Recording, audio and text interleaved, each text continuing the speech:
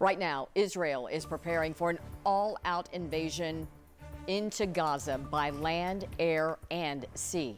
The key target, the militant group Hamas. But thousands of those troops are hidden within a tightly packed civilian population. New perspective tonight from a retired three-star Marine general in Knoxville who served in Gaza on a UN mission. This is his take on the consequences of sending in Israeli troops to a strip of land that is twice the size of Knoxville, but holds 10 times the number of people. It's one of the most densely populated urban areas in the world. At its widest, it's about 7 miles. Obviously, much narrower there in the middle. So it's about 210 square miles. And right now, it's under lockdown. No one's getting in or out. Yeah, so when I was there, again, some time ago, it was still pretty isolated. However, there were a number of citizens in Gaza, Palestinians, that were working in Israel.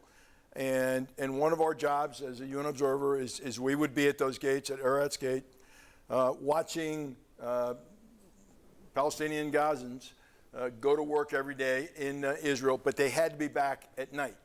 So obviously, the situation has changed. It is locked down. When you were there, I wanted to know your thoughts about what we've heard described by the UN as the largest open-air prison in the world. What were conditions like in Gaza when you were there in the 90s? Yeah, so John, when I was there was a sense of optimism. And I walked around in my Marine Corps uniform because I was there for a year. But there was a sense of optimism, I think, with the Palestinians that sort of a deal was on the horizon. But there was a feeling both in Israel and in Palestine or Gaza, and again, the Palestinian people are not only in Gaza but also in the West Bank over here. But there was a feeling in Gaza that the isolation would soon end, that better days were ahead, and again, a real great sense of optimism. Now, 20-some years have passed since then. Things have not gotten better, so I think there's probably a lot of despair, and there's probably a lot of hopelessness. Which is never a great environment for stability. So what's ahead if the Israeli army does move in and they have to do this, General? What do you predict? John, I think Israel has been very clear that the mission here is the utter destruction of Hamas.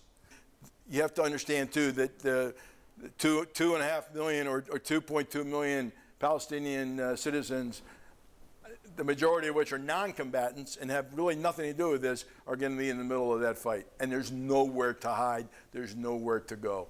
It sounds like a bloody fight is ahead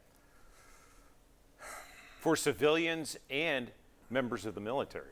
If you go in there and break glass, I think the casualties on all sides, combatants and non-combatants, both Palestinian and Israelis, I think is going to be off the page. I don't think we've ever seen.